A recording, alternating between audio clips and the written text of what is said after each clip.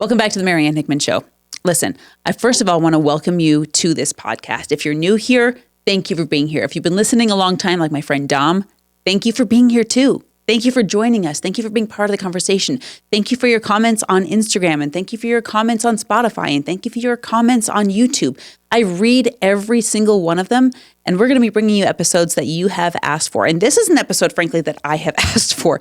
I brought Tasha Wheelhouse on today because she's an exceptional human being. Now, she actually was the award-winning speaker at our last speaking competition, and that's one of the reasons I wanted to have her on. And the other reason is because Tasha and I actually don't see eye to eye on everything, just like most people don't see eye to eye. But this is a person who we can respectfully disagree. And frankly, I think we need to do more of that.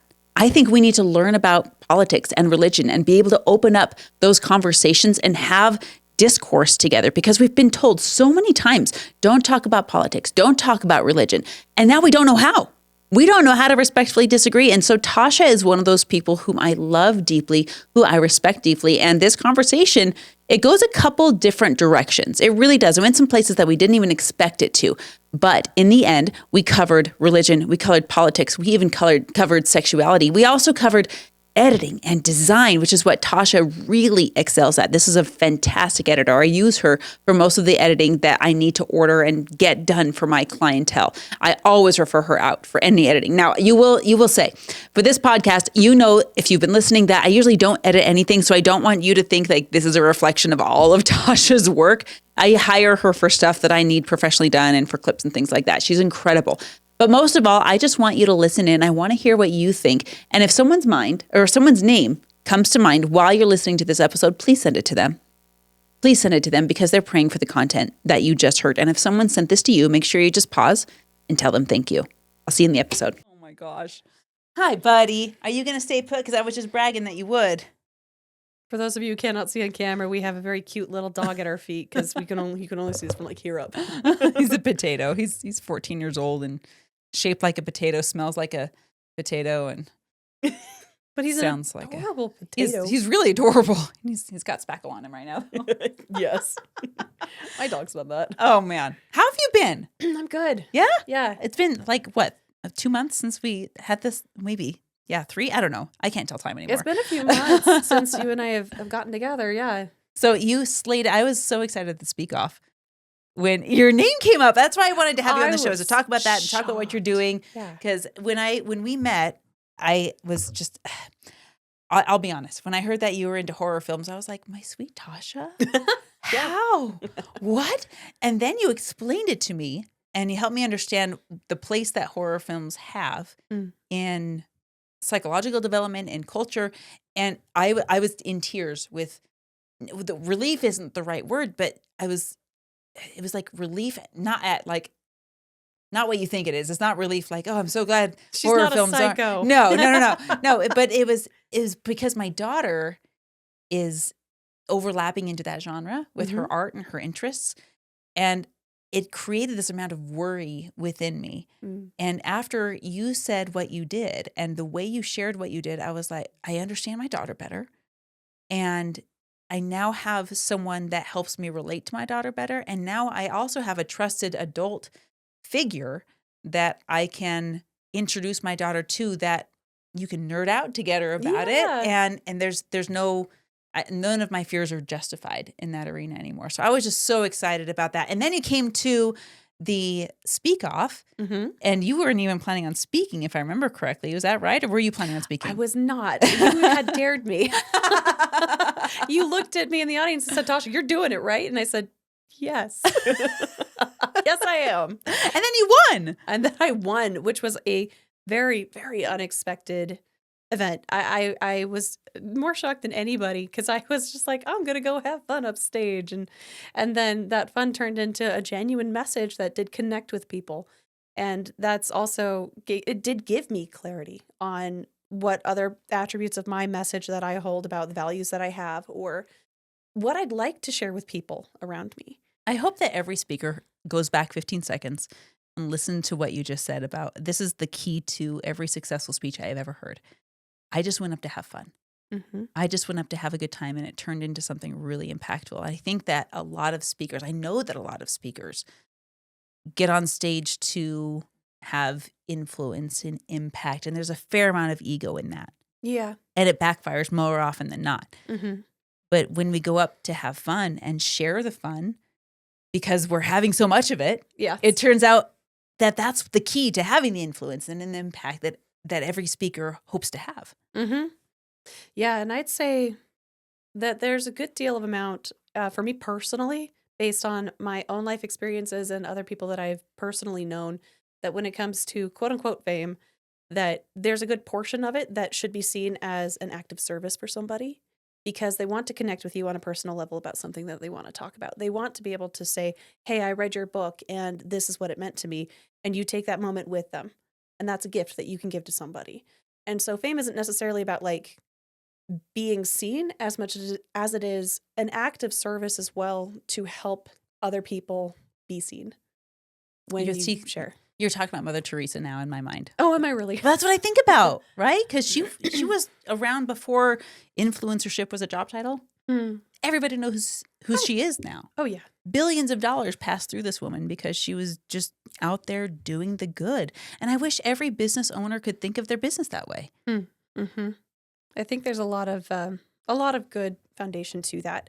That, well, it's also it is something that I do think about when it comes to businesses in particular. So even though my cores have to do with like core C-O-R-Es, I don't know, my cores. I don't know what that means. It's a new thing. Apparently. I think about when it comes to businesses in particular, that businesses make money because they solve someone's problem. People hand them money because it solves their problem. And that's where the quote unquote value is.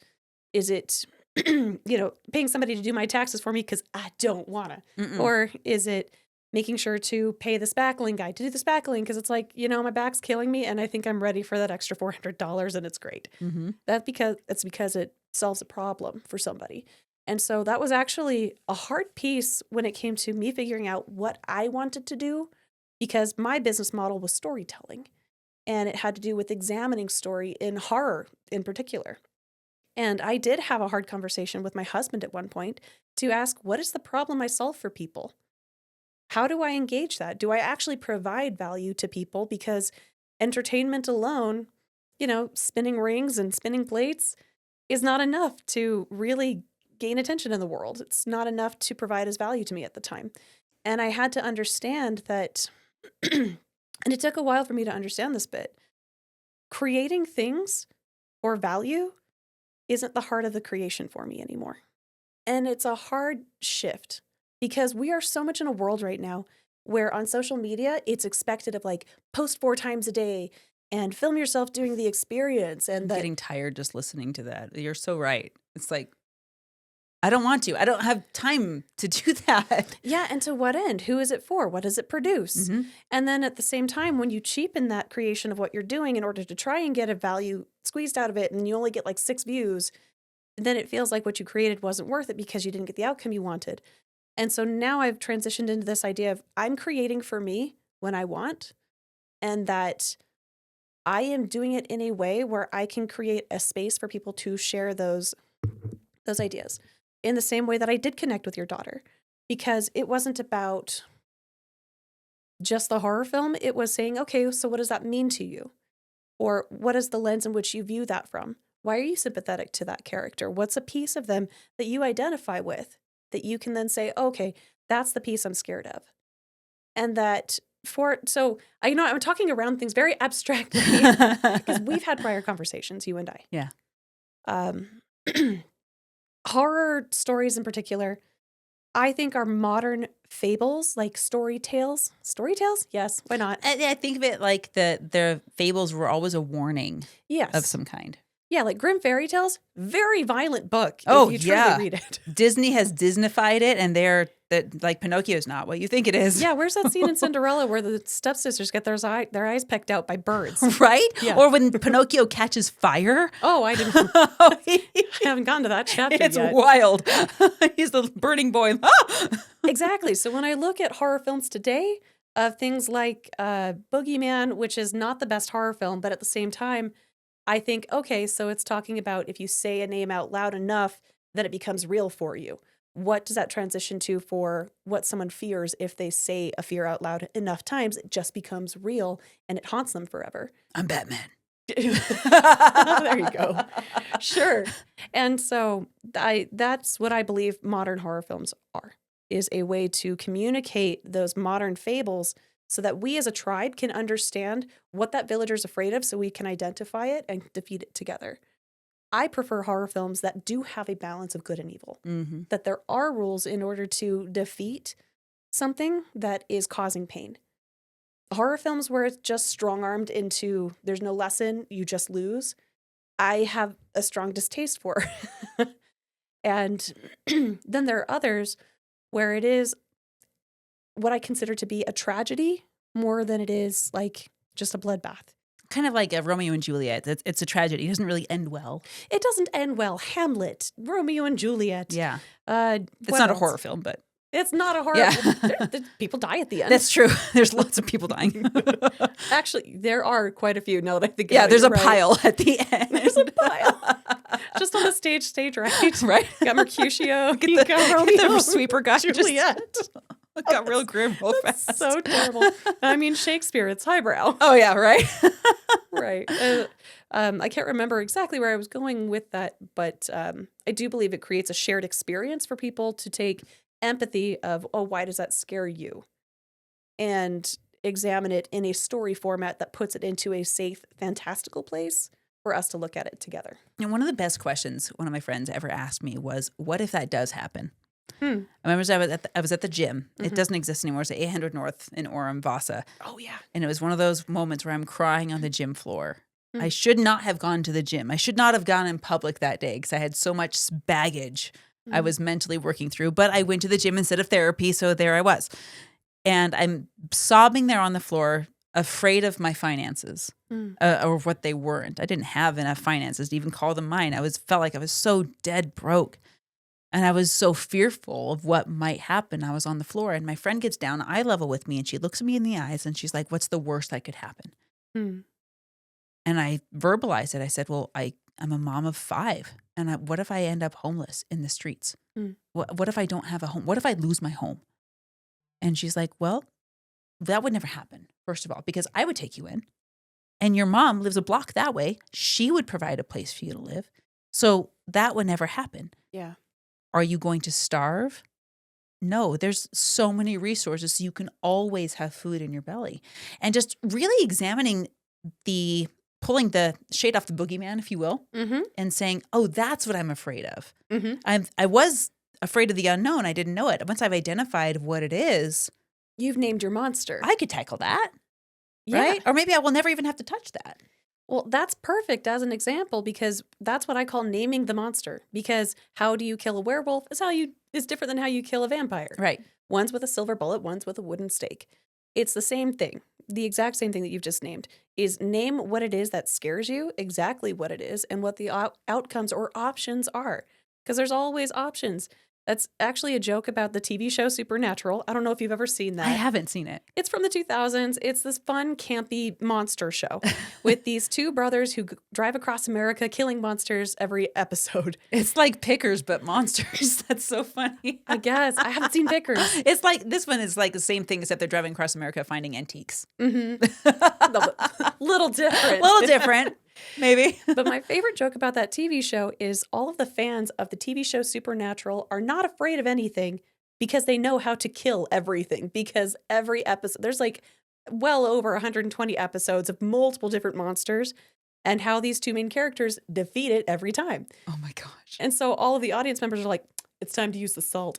Go get the iron. I've been saving this knowledge for this moment. I've been trained for this. Right. But it's knowing what those monsters are in order to overcome them. So how does that translate into what you do and how you help people?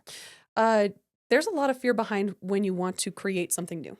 There's a lot of scared feeling behind it of, well, if I don't do it right, I'm going to embarrass myself. If I get up on stage and I make an idiot of myself, which is a fear that you particularly like to point out about people.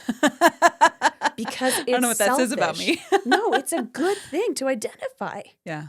Because there's a selfish aspect there of like, well, what if I look stupid? What if you do? What happens? well, no one will talk to me again. Oh, okay, you sure about that? Like, They probably will, actually. if you keep projecting that, probably.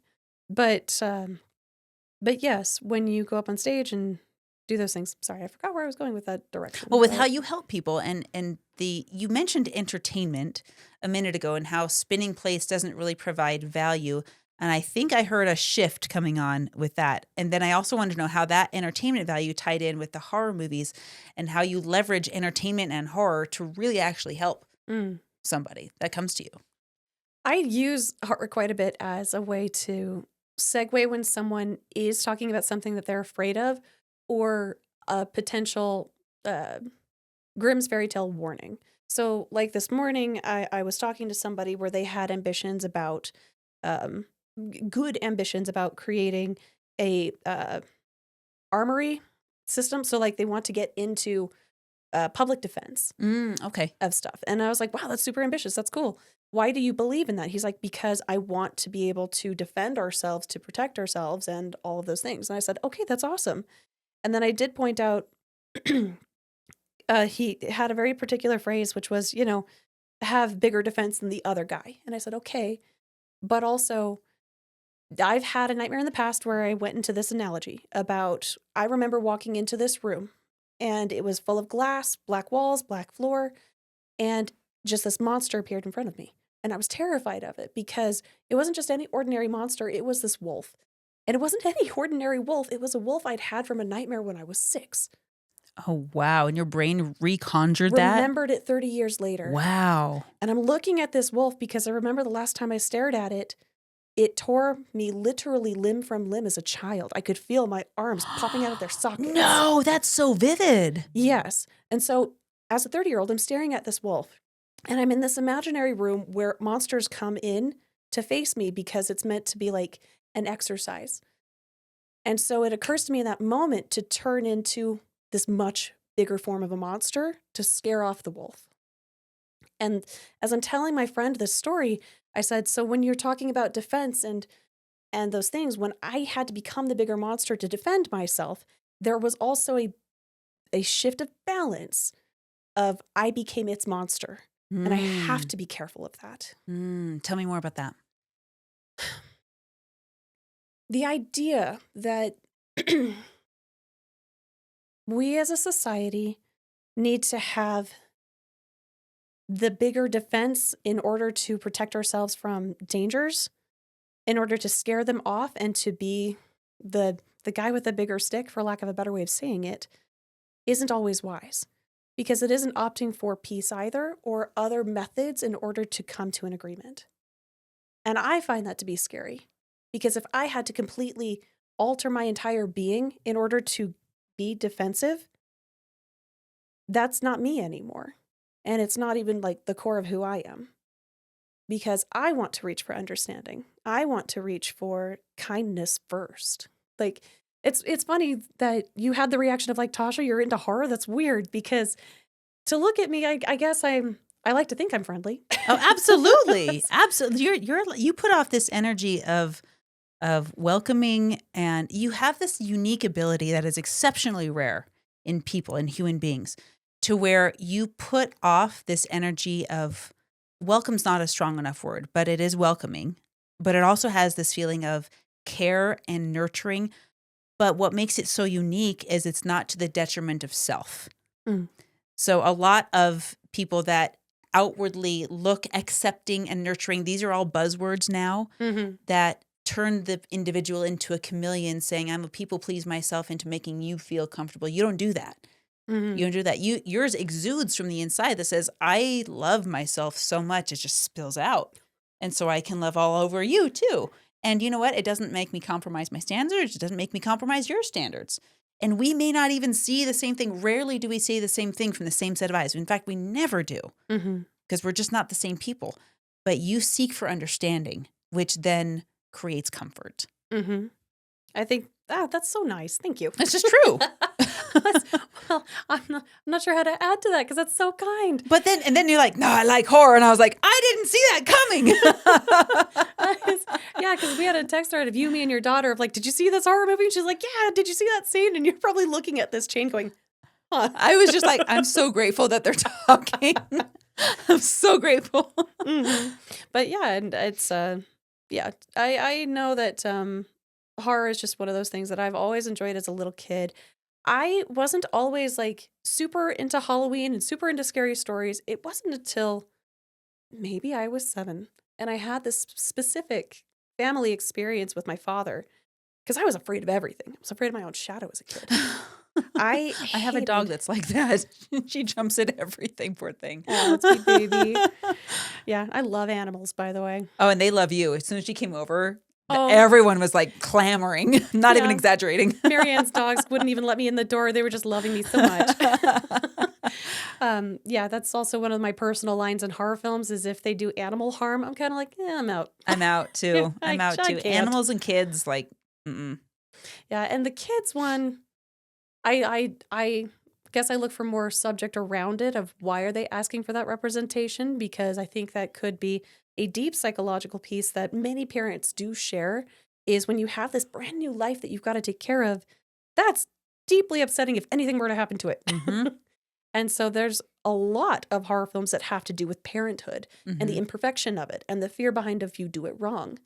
Cobweb is an interesting horror film that I think has heavy parenting tones because it has to do with this deep kept secret of this little boy discovering in the walls of his home is this sister that they've locked away. No kidding. Yeah, and that's the whole twist of the film. Spoilers. Spoilers. You're going to get them. Yeah, probably. But much of that film up through that point are these parents trying to convince this little boy, there's no one in the walls, there's no one in the walls.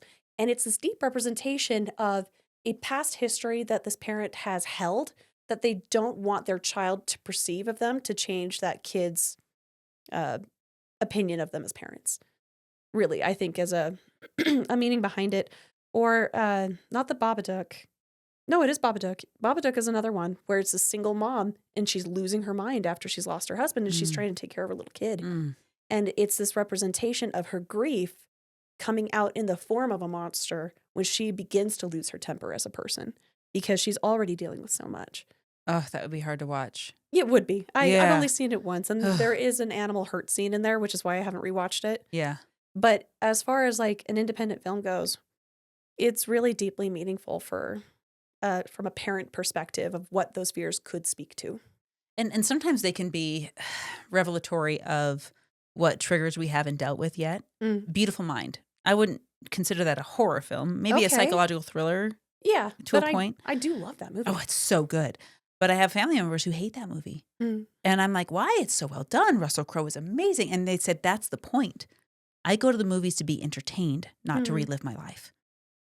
And it made my jaw drop. And it almost made me feel like I have this responsibility to, and again, it's not, doesn't fit in the category of horror, but I have a responsibility to, for those that I love, understand a little bit of what they're going through to have an increased amount of empathy. I think there's a lot of beauty behind that. Because that's also, again, what I believe horror can do for us is empathy. Because you look at A Beautiful Mind and you're like, but that was just like a nice deep drama of a psychological issue. Oh, I loved the twists and the mind benders and all of that. Music. I still listen to the soundtrack. It's so good. It's great.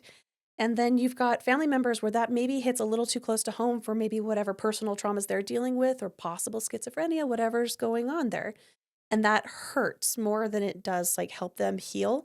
But it also could give you some perspective of how scary that could feel like for somebody. Right. To see something that they swear up and down is real. And then they find out how much of that was lied to them about their own senses. And that's terrifying if you can't trust your own decision making or your own ability to sense what's real. And I think that does create a lot of empathy for someone that you love to say, okay, I understand that now. Yeah, it helped me a ton. There's a show that, and I think you've seen it, maybe not, that my daughter really wants to watch with me, but we're not watching it in front of our younger kids. I want to know it. What is it? Have you seen Arcane? Oh, yes. I've seen the first half of a season. Okay. So we're in episode 3 right now. And I just sit there and I watch this and like my daughter really, we find it's so hard to find time because we don't want to exclude the younger kids, but we don't believe it's appropriate for them quite yet. No. And so, I know. No. we're watching it and from what I understand of the series, that things don't necessarily get better. Mm. Jinx is always a Jinx, and she's got this childhood trauma of accidentally killing her family. Mm-hmm. And it just I sit there at night and I ask myself as a mom, why does my daughter relate to her so much? To Jinx specifically. Yeah. Why does she relate to her so much? She hasn't gone through physically the same trauma, although maybe there's an emotional equivalent. I don't know. And I prowl around in my mind for answers that I can't seem to formulate the right questions to ask directly from her to understand. So I just sit there and I think, where does she relate and what can I do about it? I wonder, and it's purely speculation based on what I do know about the TV show Arcane and the character that you've described, which is that this is a character who in her younger years was completely overlooked for her contributions, for what she wanted to try and give to the people that she cared about around her. And in the moments where she really tried to show initiative, it always made things worse. It's why she got the nickname. And it wasn't even her nickname at first. I think she adopted it after because it was an embracing of what felt like a flaw to everybody else in the world, and to have her own held identity separate from the box that she felt like she kept being pushed into when she was with that prior lifetime. Does that make sense? Yeah. She didn't even go by that. She went by Powder, I think, as a young child. Powder. Right? Thank you. And then she transformed her identity. Where I just finished the episode where the bad guy embraces her and takes her in, and she feels accepted. Yes, is enamored with him. And I was like panicking in my mind. I'm like, what is happening? I'm totally bought into this storyline now. Like, no! And because I've watched that happen with people in society. I've watched people throw away the beautiful parts of their identity because they fell for the limits. And they have embraced people who cultivate the limits. So describe to me limits. Scary. What does that mean? So, okay, I'm going to use an extreme example. And this might not be someplace where we see eye to eye. In this case, it could be really interesting. Okay. So so I've tried to scientifically, chromosomally explain transgenderism to my kids. Okay. Because I have a niece who has a third shoe, if you will, in the 23rd set of chromosomes. So what I've explained to my kids is chromosomally, you get, in kid language, all your left shoes from one parent and all your right shoes from your other parent, and you get 23 sets of shoes, right? But sometimes in the 23rd set of shoe, there's an extra shoe. And they call it trisomy 23. And it's biologically when you're XXY. And we have a family member who is XXY, and it has, and she was born at 20 weeks. So she's got lots of other things going on, but that's one of them. Sure. And so when I've explained transgenderism to my kids, I said, that's what this is. Medically speaking, that's what this is. In my belief system, the word transgenderism has been, not in all cases, but in many cases, dare I say most cases, it has been misused to justify a mental illness that is not being diagnosed, or a cloak over something else. When I see a man in a woman's bathroom at Planet Fitness in the name of transgenderism, using that as a label to, you must accept me as I am, I worry. And that's where I worry. And then I watched I follow this account called Gays Against Groomers on Instagram. Okay. I'm so fascinated by their content. There's a man on there who is dressed to demonstrate that he's gay, which is fine. I have nothing wrong with that, right? And he said, there's something wrong with the leftist party, and I know because I used to be there. And this is what he continued to say. He said, when you're there, you have to follow their rules, and you have to follow their conducts, and you have to accept and all of this. And the moment you deviate one iota from any of that, you are rejected from the party. You're rejected from the very thing you went there to get, which was community and acceptance and love. And if you deviate from that or you question it, you're ejected from this group, this party. And the reason and this is probably the roundabout way of saying that, but when I see the limiting belief, if you will, like I'm broken or there's something wrong with me or whatever limits someone from their actual divine potential, coddled by someone else, just like it did in the character in Arcane, like, oh, you're right, but you're okay. And it's leaned into and then used against them. That's where I see it as like, it's scary because oftentimes I watch on social media, people accept in the name of love and acceptance, lean into the limit and then use that against them. It happens. I've seen it in workplaces. I've seen it in places where I used to work. It's happened to me. And I have seen what limit I think you're referring to from where you used to be. Mm-hmm.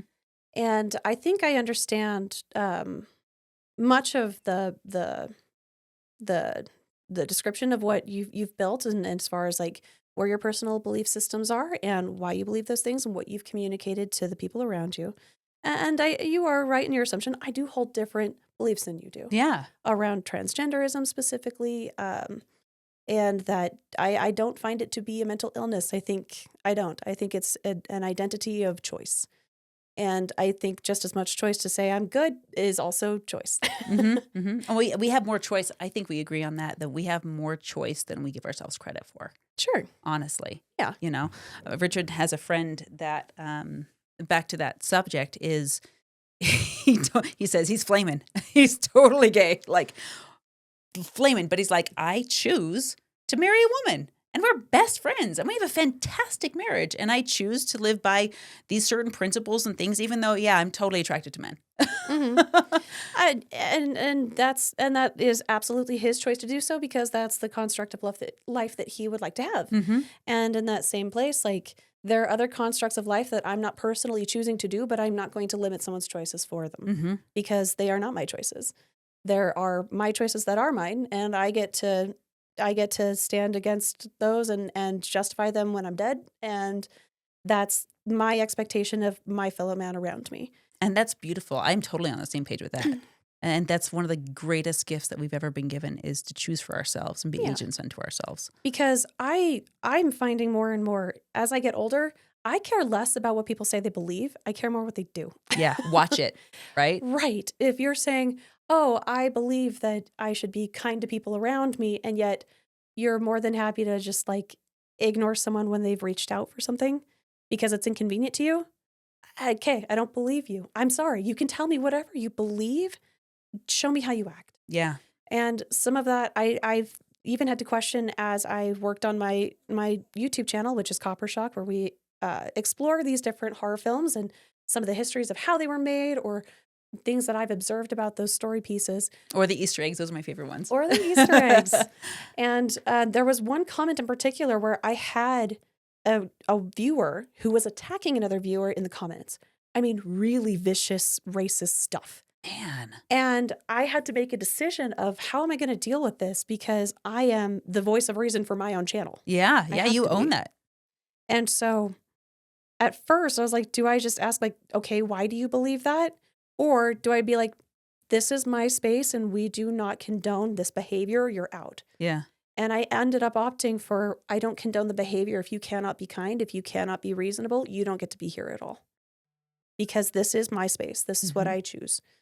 And you get to choose to be angry, and you get to choose to spit your vitriolic whatever in other comments in other places, but I toe the line here, and that's just what it's going to be. Yeah. And I haven't had a comment like that on my channel since. In fact, many of the comments that I've received have been very kind and encouraging. Yeah. And I always respond back, even if they differ from my opinion of a film, of like, that film was garbage. And I was like, okay, I can respect that. Or I tried to make an argument about a villainous character where I'm like, actually, they might not be as bad as everyone tries to like paint this person to be. And then they just straight up commented, no, they were awful. And I was like, okay, well, you're allowed to feel that way. Because that was the point, is everybody had a different opinion about how this character was or was not supposed to be good or bad. And I was trying to pose, what if it wasn't? Yeah. Anyway, but yeah, so yeah. I think of that when you say that. It reminded me of King Triton, because when I grew up watching Little Mermaid, I was like, yo, he's such an annoying dad. And now I'm like, no, I side with that guy. Yeah, but Daddy, I love him. Really? You're 16. No, go to your room. Yeah, that's nice, sweetheart. Go ahead and just sit down for a second.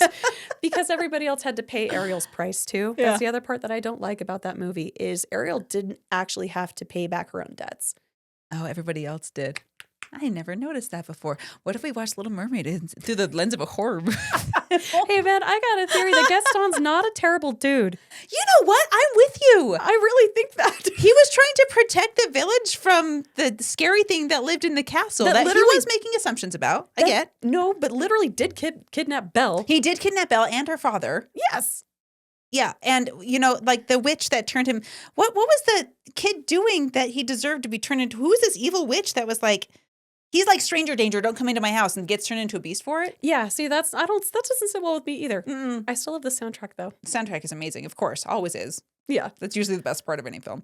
But yeah, I'm with you. Gaston's not really the bad of a guy. No, No, he really did try to just defend Belle, and he wanted a family and kids. yeah, Like traditional values, right? And the idea was like, I want to suppress Belle, and I was like, Well, well, I'm not a fan of that. not a fan of that. But also, I'm oversimplifying. yes, I'm not saying Gaston was perfect. I'm just saying he was a bit of a meathead, but like, it's okay, dude. Like, go over there. Yeah, he's not the extreme villain that he is made out to be. No. Oh man, and I think that's a good. I mean, the speaker in me is like, that's a good life lesson, right? Mhm. And it's again seeking understanding. I had a similar interaction with someone on social media. I forget even the reel that it was on, but I was chatting with them, and I'm a Christian, Mhm. right? And I believe in God, and I'm developing a relationship with God and Mother and all of these things. And this other person was fighting back with me against the possibility of God existing. Mm. And we probably went on for 3 weeks, just back and forth in the comments. And I went the route of asking questions. Mm. And they asked questions. Have you read this? No, I haven't read this. What's it about? And at the end, it was one of the most beautiful things I've ever seen on the internet. Mm. To the point where our interaction was getting commentary from other people saying, I had never seen polar opposite people be able to have such a mutual understanding conversation. And I hope for that Mhm. more often than not. I think you and I have that so beautifully. Yeah. I think that's what Charlie Kirk was trying to do and trying to create. And especially when it comes to religion and politics. That is the taboo subject across the board, right? We're even told, if you're at Thanksgiving dinner, don't bring up religion and don't bring up politics. And it's handicapping us because now we don't know how to talk about it. I guess there's some point to that. And so it does behoove me to say I was not a fan of much of what Charlie Kirk wanted to communicate. Mm-hmm. But I also, the day that it happened, you and I happened to be on a call together as well. And the first thing I did communicate was, no, it's awful that anyone was killed. Yeah. That is horrible. And it caused so much fear and panic in a place that I personally attended. I went to Utah Valley University in college, and I have stood in that courtyard as a 20-something-year-old wondering what my future was going to be like. A lot of people have. That's like a place to be. And now there's this memory centered in that space, this energy of something that causes so much conflict and so much fear and so much difficulty, because I did genuinely try to watch some of Charlie Kirk's podcasts days before he was killed, and there were quite a few points of his that I flat out don't agree with. Yeah. And that was the point. And I think in his yeah. best, he was saying, tell me why, right? Possibly, but I also felt that he did a lot of railroading of, well, that's just wrong and I am right. And I didn't feel like his conversation was as open as it was claimed to be. I don't. But at the same time, again, I'm not trying to besmirch the man's memory. It's just one of those like, no, I don't try to glorify the dead either. Yeah. Right? I think that's not okay. And that's part of what I think we're both trying to make sure to communicate in this conversation here is it's okay to have those very differing opinions without both of us just like, okay, fine. Like we are open to being like, I understand that there are things here that like have significant meaning for you, and areas where I'm like, no, for me, this is not it for me. Yeah. And we are accepting of each other in those things because we do hold a love and respect for each other because of how you and I behave. It's more than just beliefs. You and I both have gone through enough experiences with each other of what I do follow through on, what you do follow through on, how we approach each other with a sense of kindness to say, how do we talk about this together? Because I I am one of those people where I try to keep the peace in my workplace when people want to talk about those polar opposites and really go at each other. Mm-hmm. And I'm usually the one who steps in and says, we're not talking about that today. And it's not because I want to hush the conversation, but rather to say, what is productive about this right now? Mm-hmm. Mm-hmm. Because we're also not in an appropriate space to talk about it. And also, what is the outcome that you want from somebody when you argue with somebody?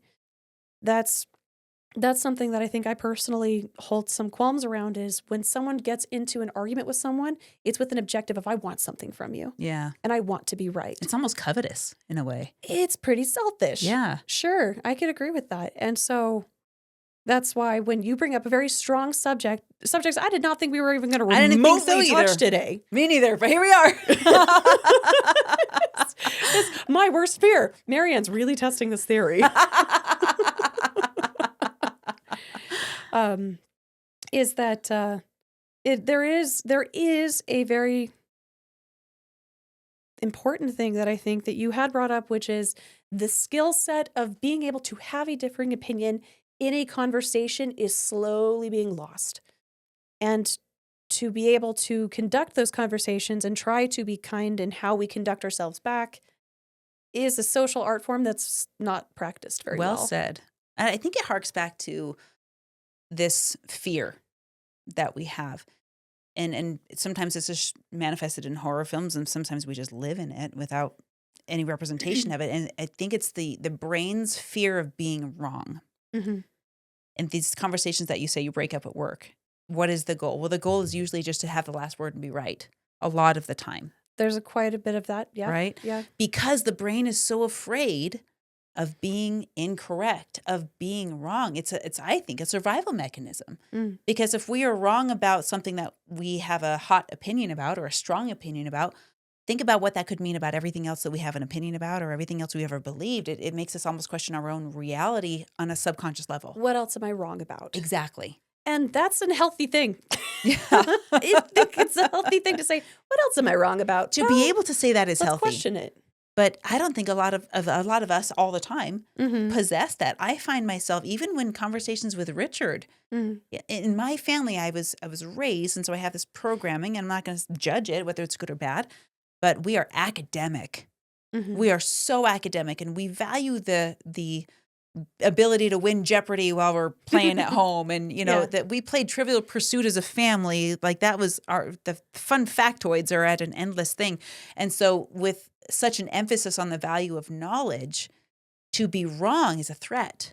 Mm. And I have had to untangle and unprogram the willingness to say, I might be wrong about that. Mm-hmm. Let me learn. And it's inhibited a lot of growth. It is ironic as it is, so academic, and the craving for learning in higher education has been, it hasn't always, for me at least, reflected inward and say, have I been believing something that's not true? And there's also something that comes with like shame of changing that belief, because it's like, oh, okay, well, I was wrong for all of this time. Well, no, you've just learned something new, Mm-hmm. and that's okay. And it's okay to be accepting of that and accepting of yourself in those things too. So when you're questioning those things, or you're finding that your opinion has changed around something, that is okay. When I hear you say that, I say in my mind there's a courtroom painted and someone's throwing up evidence. Didn't you say this and this and this? And I'll be like, Which is easy to do today because of how much digital record there is of anybody. right? And that's also like they're like not a subject I want to get into. Hold on. You're like, shift gears. Because there is something to be said about quote unquote cancel culture, where Uh-huh. I'm like, okay, there is a place for it. There is. But there's also a place of like, okay, so we're back to beliefs versus what they do. So is what someone did criminal, actionable to be like, no, this should go to jail, versus like, well, they said a really dumb racist thing on Facebook back in 2008. Okay. Well, are they still saying dumb racist things in 2026? Yeah, or maybe they learned something new, learned a lesson. and have changed in their life, because we don't want to put people into say, well, 20 years ago you were that, so that's what you are today. It's like, I'm actually personally very different than I was 20 years Have you ago. seen my skin? Right. My opinions around some subjects have shifted over that time. Like when I was, how old am I now? When I was at 18, was that 20 years ago? Yes. Yes. I'm 38 now. I'm 40. Just putting it out there. If you're going to put that out, I'm not ashamed of it. That's where we That's are. the goal, is to get old, right? We're not Yeah. there yet, but that's the goal. Yeah. We're going to get there eventually. Together, it'll be fun. But I had very different opinions when I was 18 versus then where I am today, because I've had different life experiences that have informed my opinion to be something different now. And I'm okay with being like, all right, so what I said back in 2007 on Facebook, not relevant anymore. And also what I recognize about myself is I've actively gone back and tried to get rid of those posts because I'm like, I don't believe those anymore and I don't want them representing me anymore. Yeah. I'm not trying to hide it so much as it is like, It's just not true for me anymore. it's not true for me anymore. This is not a record of myself that I encourage anymore, so I want it gone.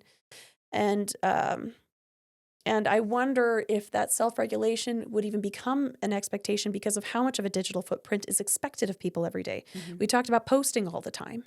What if what I'm posting about today is like literally something that is not a thing that I'm bothering to do in the future? Yeah. Like something I felt a lot of personal shame around for a period of time was posting about my weight loss journey, because my heaviest was 246, my lowest was 170, and Wow. right now I'm sitting around 200 again. Mhm. And do I like post at all because I've suddenly been like 30 pounds heavier than my lowest when I was really going for it? And that online culture says, go for your dreams and see the success. And it's not a straight line. Yeah. So am I going to be shamed if I post online again about, well, I'm going back to the gym and I'm suddenly much heavier than my last post? Yeah. Yeah. Does that make me a hypocrite?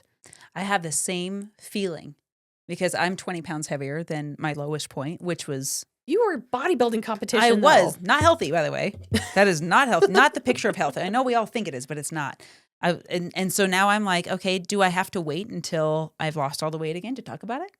So I'm not considered hypocritical or whatever. Do I worry it about is? getting back on camera and posting Yeah. my next video? Yeah, and this is the fear again of this, back to the stage fright of selfishness of what are people going to think. Mhm. I met someone online who is like now one of my new online besties, Mhm. and she was so funny. She's like, it was right after the September 10th assassination when there was this big revival happening, and she's like, I found out I'm a Jesus girl. Who's the other Jesus girls? And I was like, I am me, pick me. Mhm. And so we became friends online, and she is now starting to post this super relatable content that says, I messed up and I don't like this about social media. I don't like this 4 times a day thing. It's Mhm. not working. And it is comforting for me to relate to that. But I also watch this side effect of other people who feel the same way you and I do, and she does, who are also chiming in. And we're finding this. It seems like we've gone through a bell curve of this influencership. I have a book in my back pocket I got to write. It's called De-Influence, and it's ripping my eyelashes off that I used to wear, right?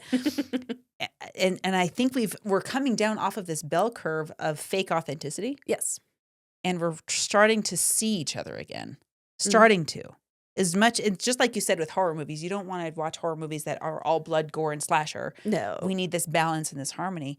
I think as much as we're seeing this polarity and the lack of ability to articulate, Mhm. we're also seeing some very real emergence of just the raw humanity emerge. And I'm encouraged by that. I think there's something to that, because I think people are trying to post more authentically of their experiences, even though there is always going to be a lens of interpretation between how you film something and how someone sees you. Like how you and I are sitting in this room right now. I am in a moment where I could say anything, do anything, make a funny face, and it is happening in real time. Whereas maybe I do something that I don't like and we just cut it out. Mm-hmm. It's entirely within my power to do so because we are filming.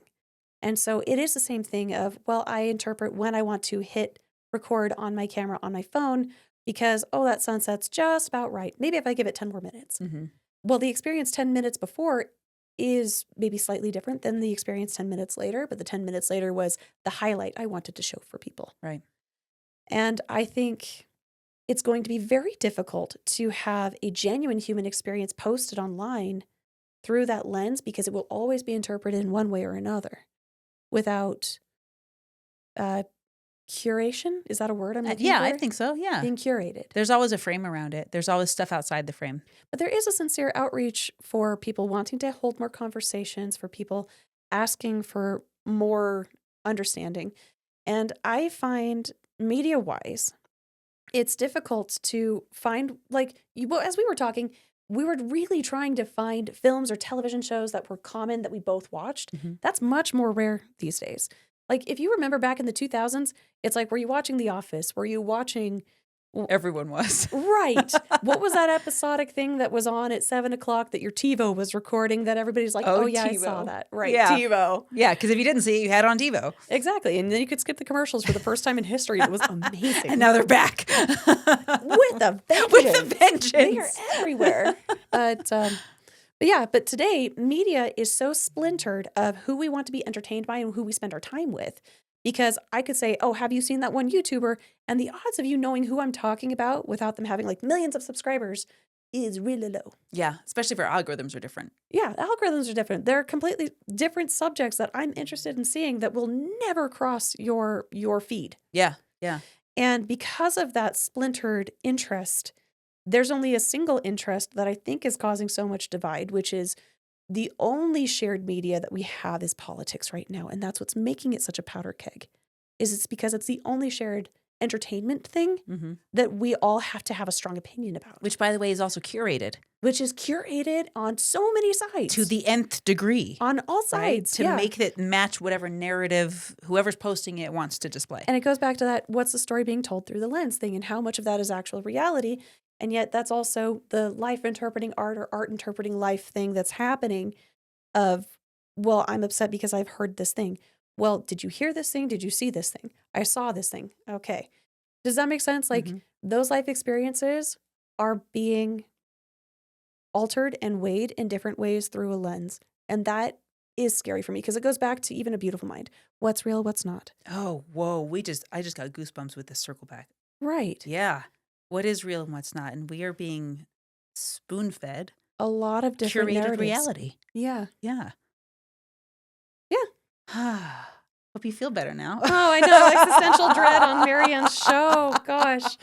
But there's good news to that, which is we understand that lens consciously and that you can look for those monsters and say, okay, what's being told? What's being overblown? Okay, where are the multiple different facts that I can look up and then try to assemble my own critical thinking of, I think this is close to the truth as I'm going to be allowed to see. Or a personal life experience of, I'm going to go see what's there in person and then give a firsthand account. Yeah, I which think is much more cannot risky. be. It is way riskier, which is why it is so seldom done. But it is so insanely valuable. Firsthand accounts. But it's also through the lens of how I interpreted it as something that happened. Of this is what happened. This is what I interpret this to be. And it can be upsetting and it can be, or like I said, a day on the beach. And yeah, I don't know where I was going with any of that. And we're back to existential dread. No, but I like what you said, circling back to the monsters and what's real and what's not. I had this quote from Will Smith. I'd love to have lunch with that guy one day and all of his characters that he's ever played. But in one of the movies that he did, and I can't remember the name of the movie, but I think we have talked about this before, where he said, fear is not real, but danger is. And it was one of those movies where like the world was ending and they had to go back and do something, whatever. Some post-apocalyptic thing? That was the thing. Yeah. I Am Legend, maybe? I don't know. Maybe. It was one where he started the sun and there was a big forest involved. Some of you were going to know it, so tell me in the comments. I don't remember. But I don't even think I saw it. I just saw this clip where he said, fear isn't real, but danger is real. So you have to separate what is fear and what is danger. And it's back to what you said, because danger, I feel like if I hear the word danger, that means I at least understand some of the level of risk and I can do something about it. I know it's dangerous to not wear my seatbelt when I drive, and I can reduce that danger by wearing my seatbelt. I know it's dangerous to give my son matches, so I don't do that. I know it's dangerous to put myself out on the internet, but I do it anyway because it's a calculated risk that I'm willing to take. Fear is the cloaked boogeyman. It's not named necessarily. And if you identify it, then you know your options. Right. Yeah. Right. So how have you seen this at work in your life what you've worked on, what you've tried to do, this identification of what is actually the threat and what is actually the danger versus Well, the unknown. I mean, that's also a distinction that I think you've identified in the past on stage, which is you can be afraid of something, but that's only because it's new. Or something you don't understand yet. Yeah. Like, I can't remember who said this quote, but magic is just science we haven't understood yet. Yeah. Oh, yeah. And so there's plenty of things to say, well, I don't understand why someone chooses this, why someone would choose to change their gender. I don't understand that. That doesn't mean that necessarily harms me. It just means I don't understand it. Or it's maybe never mind to understand. And that's between them and their higher power. Or if it has to do with, gosh, I forgot where I was even going with that. Like we have choices of what we want to understand and what's danger, what's fear, what we don't understand and what's just new to us. Because there's plenty of things that are new to me that I'm like, that terrifies me. I don't know how to be a business owner.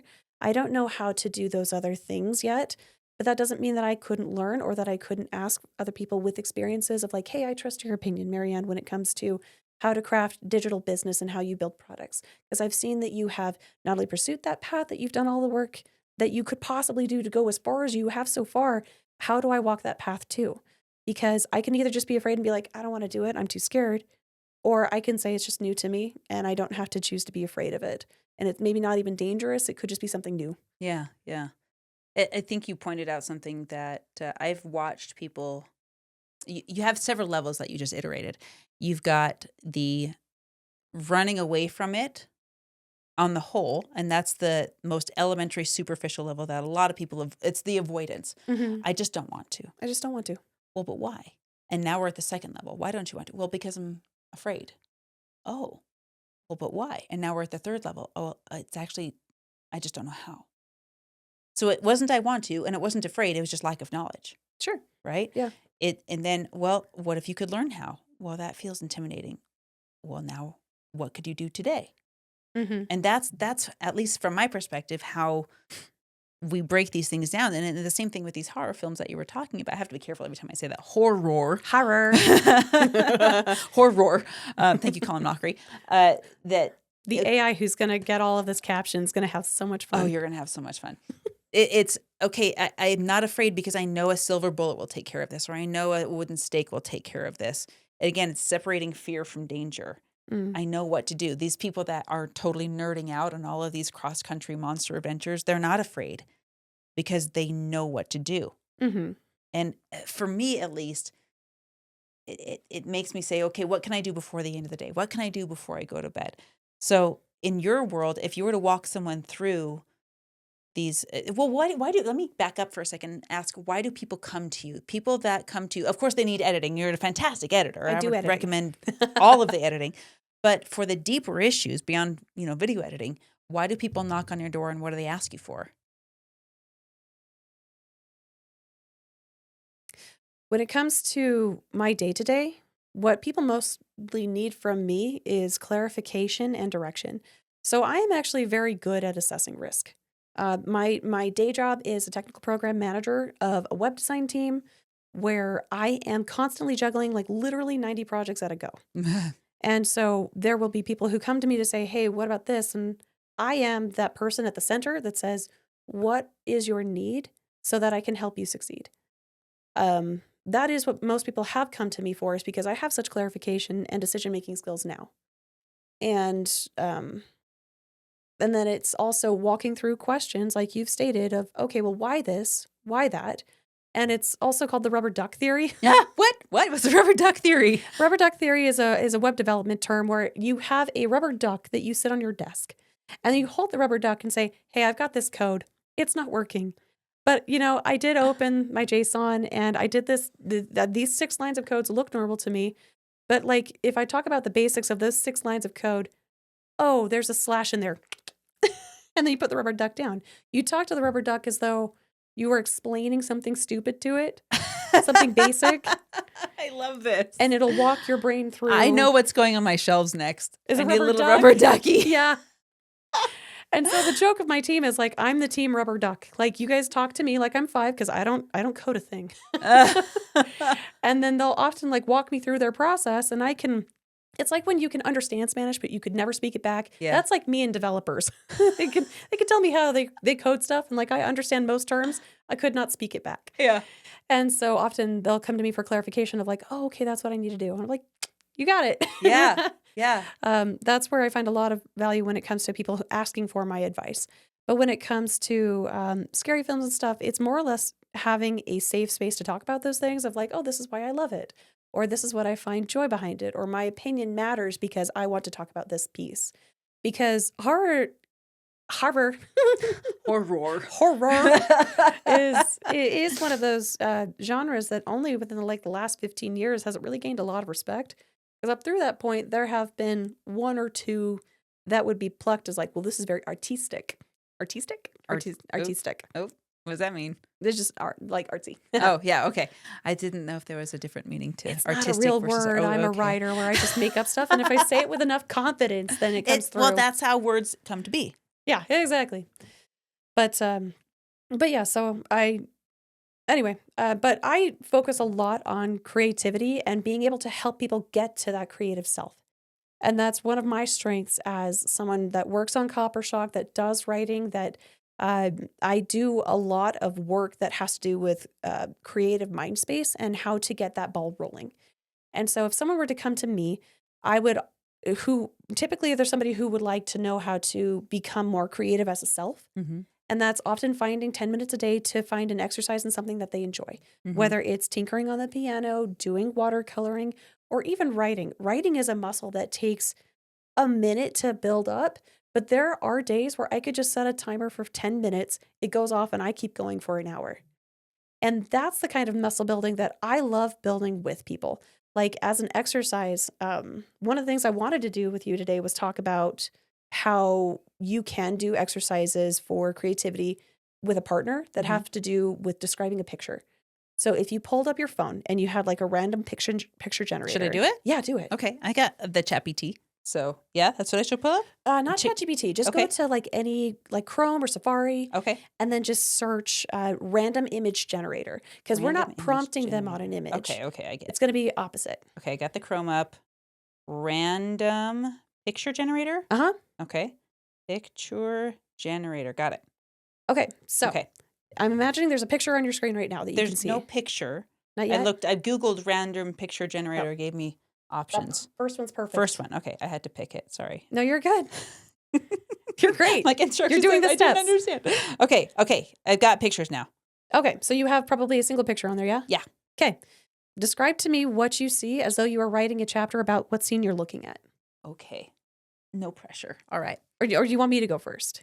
Oh, do I describe the picture to you? Yeah. Okay, I want to go, and then I want you to critique me. I want to do it really bad first, and then I want you to Okay. tell me how I can fix it.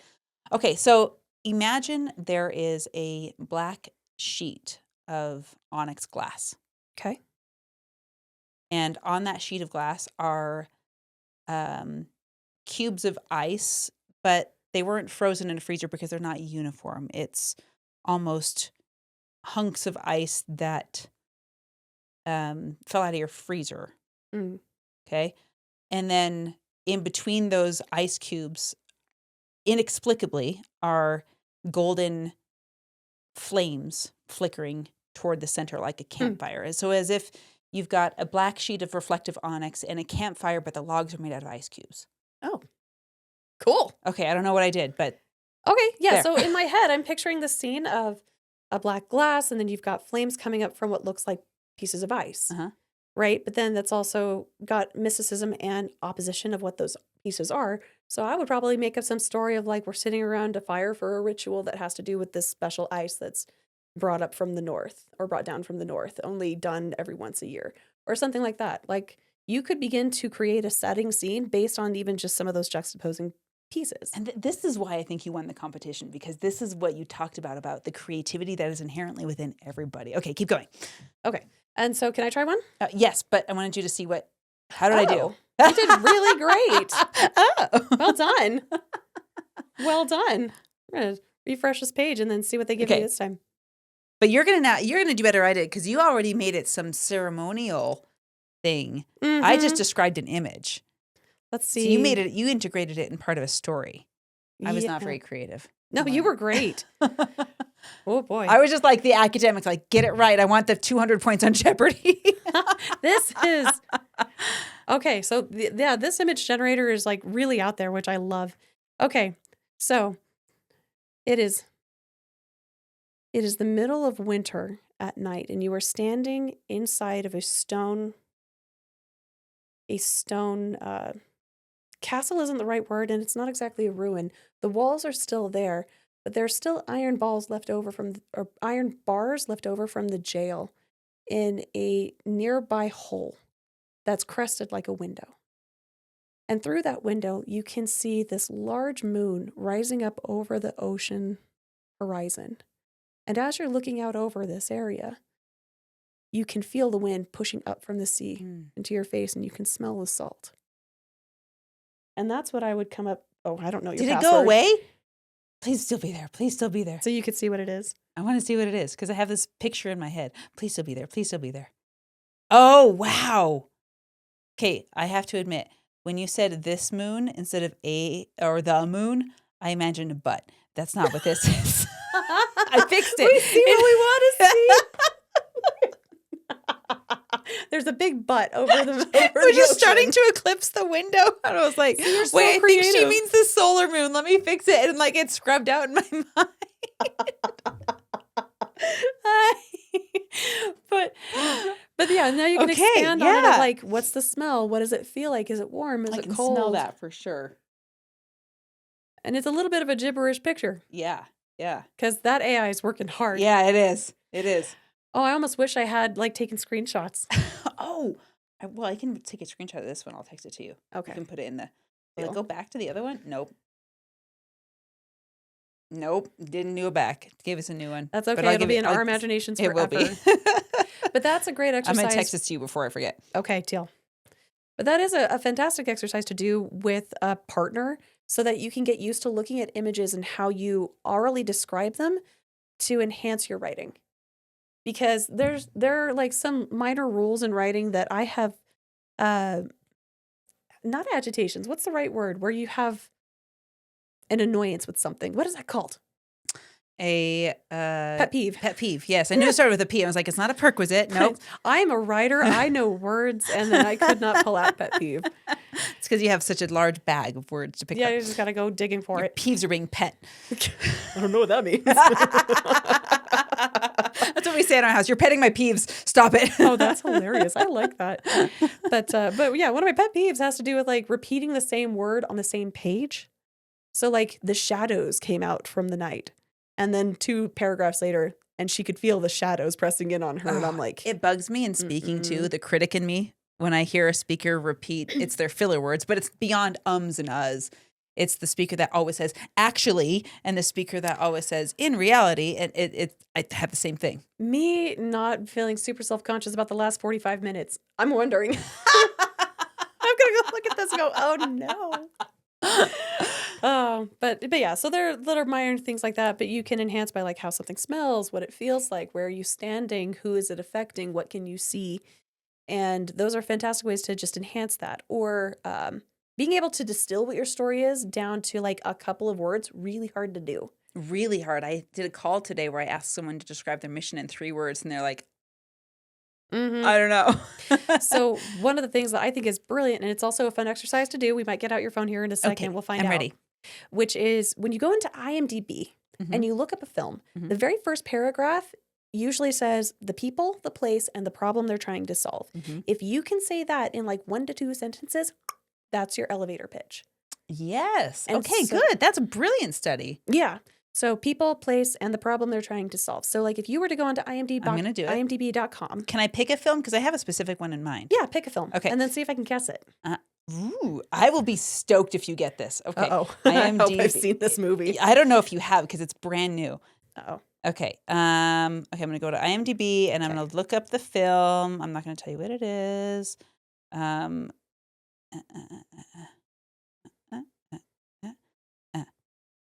Okay, so I'm going to read just the first sentence. Oh, the there should be like a little, description. there should be like a tiny paragraph underneath like the It's picture. got 2 lines. Yeah. It's very, very short. Okay.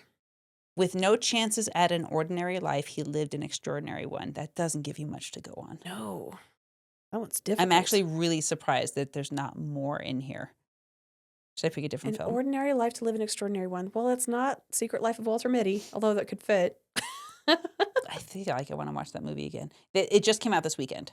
Oh, I haven't seen what's new. Okay, so this is a movie, and I picked this one because I wanted you to know about it because I know the person in this movie. Oh. And I think you would really like it too. Okay. It's called Stand Out. Okay. It's the Ben Care story. So this is it. So a friend of mine, Ben, he and I went to the same church, and he was gone for a long time because he was wrestling in the Olympics. Oh, wow. And he has something called Cruzon syndrome. And so when he was gone, I moved away, and so we didn't reconnect until like 6 months ago. And I saw him speaking on stage, and I was like, "Where have you been? What have you been doing? Like, what the heck?" And it's this whole story of Dude, his that's life awesome. and all the people that made fun of him, and the casting of that was like he looked for everywhere for this young man who had Cruzon syndrome. And worldwide, they did this search, and they found the little boy in Spanish Fork, Utah. Oh, wow. Just down the road, who was able to be cast as younger version of him. So Aw. I want to go see that. I'm excited to go see it. But Okay, deal. it didn't have a very long paragraph. Come on, IMDb, Here. do better. I got a different one for Okay, you. pick one. This film celebrates the birth of show business and tells tales of a visionary in the 1800s. The Greatest Showman. Who rose from nothing to create spectacle that became a worldwide sensation. But without saying that it was the show itself. Yeah, The Greatest Showman, or Yes. Phineas T. Barnum. Barnum. That's what I was looking for. Barnum and Dadgum. Bailey. Yeah, but without saying it was Barnum and Bailey, without saying where it was even, Yeah. it just said when. Yeah. That it was able to say, Well, okay, I this picked is it what in the it's for. first sentence because the Yeah. keywords they picked Mhm. in there. I don't know if that says anything about my OCD or not, but I'm going to pick one more that's a little more abstract. Okay, good. Because you know that's my favorite movie. That's you like I knew that one. touched a chord in there. I was like, I know she's seen this one. All right, here's this one. Okay. A middle-aged Chinese immigrant woman is swept up into an insane adventure in which she alone can save existence by exploring other universes and connecting them with lives that she could have led. A middle-aged Chinese woman? Mm-hmm. I'd be surprised if you haven't seen this movie. Is it the only one I can think of is Red, Seeing Red with the panda. No. My kids love that movie. Oh, what is it? Maybe you haven't seen it. Everything, Everywhere, All at Once. I've never seen it. Oh. Do I need to see it? I think you'd like it. I probably should see it. I think you'd like it. But without the kids. It's hard. Good disclaimer. Some of my kids are getting old enough where I can watch this. Like, okay, so my oldest, while you're looking for another one, I have to tell the story. My oldest came back to me and she's like, "Mom, have you watched Game of Thrones?" Oh, And I was like, "Oh, crap." Because like now she's seen it and I have seen it. And I like, there's parts of it I wish I hadn't seen. But now she has. And I'm like, oh, my babies, I can't protect them anymore. See, if I'm trying to think of, I had like a whole bunch that I had screenshot on my phone and then I left it upstairs. But that's a great place to start, is saying, who are the people? What is the problem they're trying to solve? And where do they exist? Like if you looked at Back to the Future, it would say Marty McFly is sent back to the past and he has to be saved by his friend Doc. Mm-hmm. Or something like that. People, place thing. Yeah. I remember learning that in third grade is you have to have the person, place, and a thing and a problem. Yeah. And a solution. And as far as like world building goes, so my husband started a new company called I had it in my head a moment ago. I'm going to do a retake. I'm going to do a banana unicorn. Pineapple. That's my favorite Pineapple. word. Mine's banana unicorn. Is it really? Yes. I have to put this in the outtakes. Yours is pineapple. Mine's banana unicorn. What's with all the fruit? I don't know. I don't know, but I have to picture a unicorn with a banana. That's what I'm thinking. I was like, Floppy, you're back. I'm going to get flaccid really quick. He communicated. We came up with the name this morning, and it's an adventure. Why am I blinking so badly? Oh, it's just new. It's brand new. You just came up with this morning. Yeah, which is not great because it's like we've done one other adventure that we did in partnership in a Kickstarter with a different company this year, where we had well, I'll segue that back in because we've just lived on banana, unicorn, and pineapples for a minute. Sounds really good, actually. And for what it's worth, I offered to edit this episode so she doesn't have to worry about it. I never edit anything, by the way. Whatever is in here goes. Okay. Like, for me, Richard had to pee really bad during one of our episodes, and he's like, if I go upstairs, the baby's going to want me, and I'll be stuck up there for 30 minutes. And he had a mason jar, so he just went off camera. We just kept it in. Got it taken care of. We're just trying to see who actually watches that episode, and we'll know. The Adventure Crew. Okay, we found it. We found it. But yeah, so we are creating cultivated experiences with movie stars, but like in a more intimate setting. Because when you go to a convention, it's like you're one of thousands of people to try and go talk to somebody. Mm-hmm. Whereas what we are doing is we are doing a world building summit this September. We've already got 2 confirmed New York Times bestselling authors who are going to come to this summit to teach about world building and that creative side of. I want to send my daughter to this. That sounds great. I think she'd love it. And we're going to do it at Epic Universe, which is America's newest theme park. We're not affiliated with Universal, but that is where we'd like to host this. Mm-hmm. And so that is more details to come. So I am going to have a QR code on the screen so you can you can go ahead and scan that.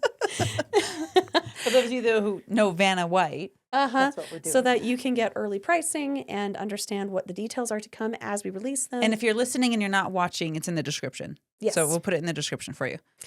But yeah, I'm looking forward to that quite a bit. I know as far as world building goes, it's one of my favorite things to do. It's one of the things that I love to look at when it comes to horror universes because monsters have to have rules. That's part of the game of figuring out how you defeat something. Yeah. And yeah, I'm looking forward to that. That'll be awesome. Okay, so how can people find you if they want to know more about how to learn storytelling, if they want to know more about how to get clarity in what their mission is, if they just need to talk to a rubber duck, how do people find you? Okay. Well, my Instagram is Tasha Joan Wheelhouse. And if you want to get in touch with me, that's a good way to do it. Or Copper Shock is my YouTube channel. So even if you leave a comment on there, I look at all of my comments and I respond to all of them. Or if you would like to get in contact, sorry. I know. Why is this the nervous part? It's fine. But the Adventure Crew is the other thing that we've got going on as a handle, and I will make sure to have that description on screen as well. So thank you. Awesome. Tasha, thank you for coming today. I've missed you bucket loads. I miss you a lot. We had a lot of big conversations today. Yeah, we did. And I'm so glad for every single one of them. And I knew that every single one of them was fair game and safe because I know who you are and I love you so much. And I know that you have the same. Yeah. And I know who you are. And I know that we have a kindness for each other and a respect for those differing opinions. And I am so grateful that you do everything possible to make that safe space here. So thank you. I'm glad you were here. And if you're listening, thank you for being here too. Like Gold Star for getting through an episode. Like most attention spans aren't even this long. So yeah, good on you. Got a little wind. Well, here's what I will say. If someone in your universe came to your mind while they were listening to this episode, and you don't know what people get on their knees and pray for every day. We just don't know. We only know what we pray for, right? If someone's name came to your mind while you're listening to this episode, there's a good chance that they were praying for whatever just came across. So share this episode with them. Send it over to them. And if someone shared this with you, just send them a thank you note. Tell them thank you text. Thanks for thinking of me. I appreciate you. And with that, we will see you on the next episode of the Marianne Hickman Show. Take care. Ding. Wow. You good? I didn't even give you any water. I got nervous toward the end.